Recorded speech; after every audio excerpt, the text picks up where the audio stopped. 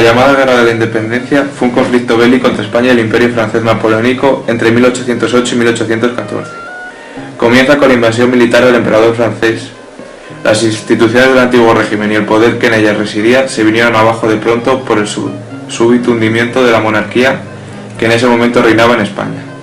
Ante este vacío de poder, los españoles... ¿Cuándo y por qué deciden los franceses ocupar España e incluirla en su nuevo imperio?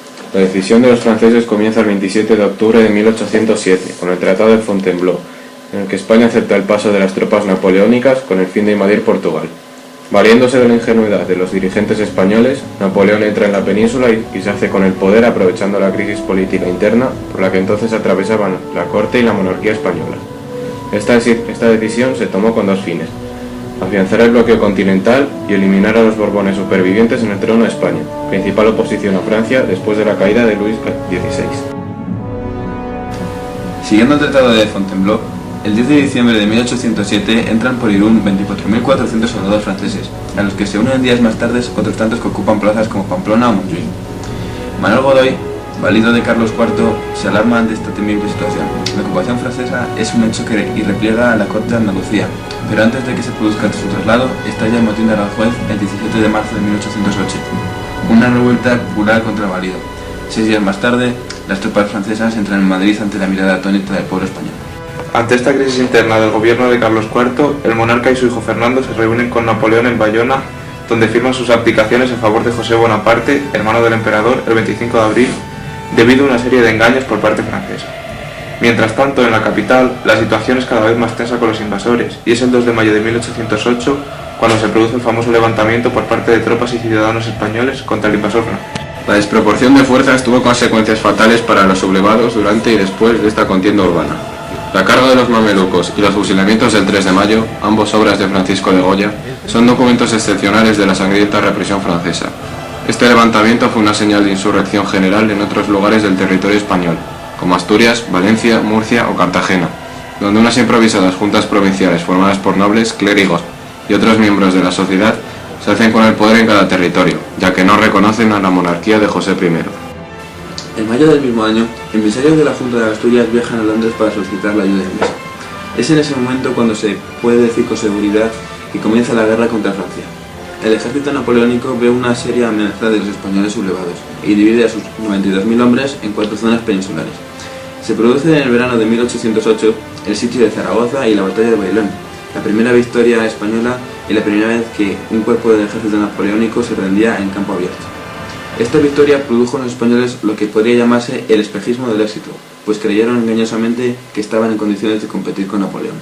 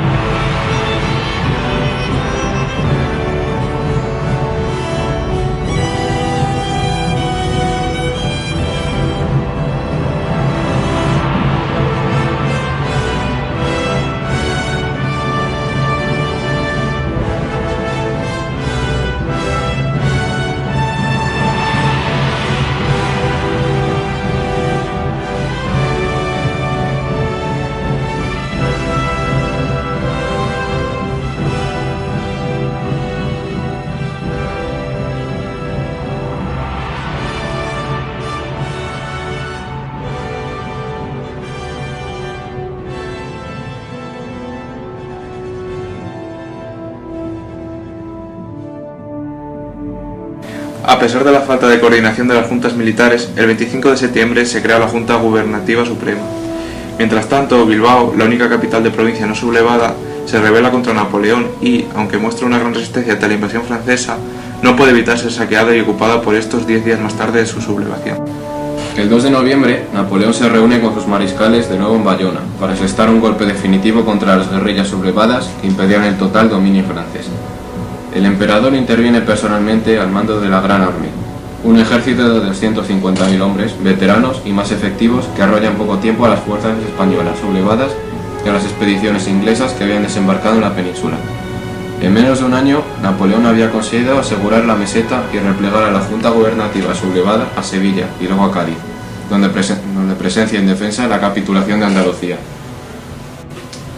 En enero de 1809, Napoleón abandona la península con urgencia debido a que el Imperio Austriaco le había declarado la guerra. Deja entonces en manos de sus mariscales la misión de acabar con las futuras sublevaciones y pacificar la situación en la península. En 1809 se inicia la segunda fase de la guerra y aparición de la guerrilla popular, mejor dicho, de las guerrillas. Su origen es diverso. En unos casos, la guerrilla tiene origen militar, a partir de grupos de oficiales y soldados desgajados del ejército derrotado, que no pudiéndose reincorporar a las unidades desbandadas y no queriéndose entregar al enemigo, deciden seguir la guerra por su cuenta. Es el caso de Poitiers, Villacampa y otros. En otros casos, se forman grupos de guerrilla con los combatientes que huyen de las ciudades sitiadas, y antes de que se produzca su rendición, o con soldados prisioneros que consiguen fugarse como renovales.